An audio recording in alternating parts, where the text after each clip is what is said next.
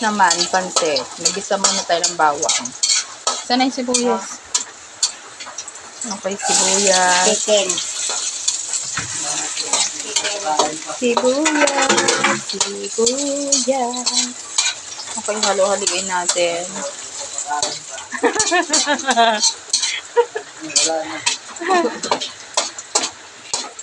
Okay.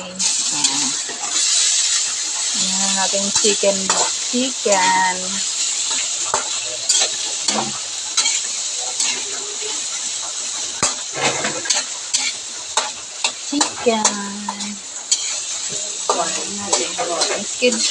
Squid ball. Para maraming sahog. Lutuin natin. Hindi mo pa mantika na yun, kulang. Hindi, sakto na yun. Kaya palutuin mo na yun, papatulak-tulahin. Sa fried. Gamitin mo na matuyo na yun, pag kulang kuha ka na lang. Ito mo lang gamitin ito.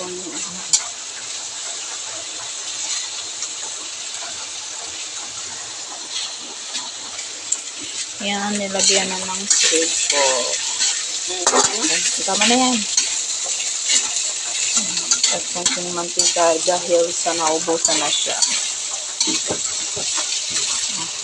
Lutuin natin muna yung squid ball. Squid ball. Sige na natin magic syrup. Magic syrup!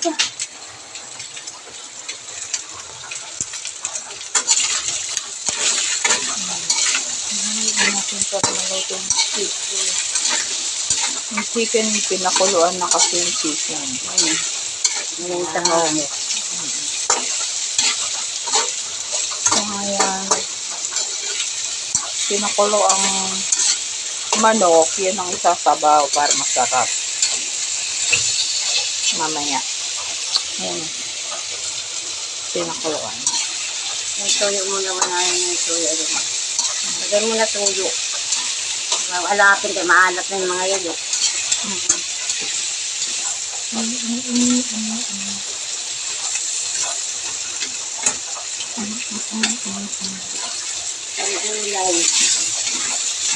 Ang gulay pa. Lagyan natin ng konting sabaw. Nilagyan ng toyo. Ang sabaw. Malalat na rami na malalat.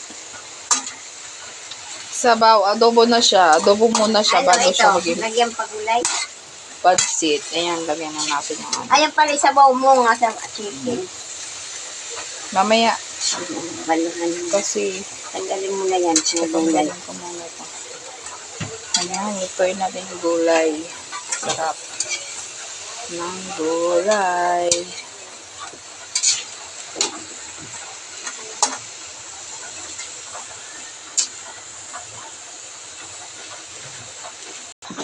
Okay, saglit natin pakukuluan lang ang gulay. Kasi saglit lang naman to. Tapos kukunin natin.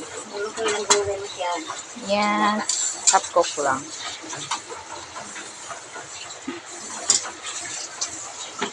Okay.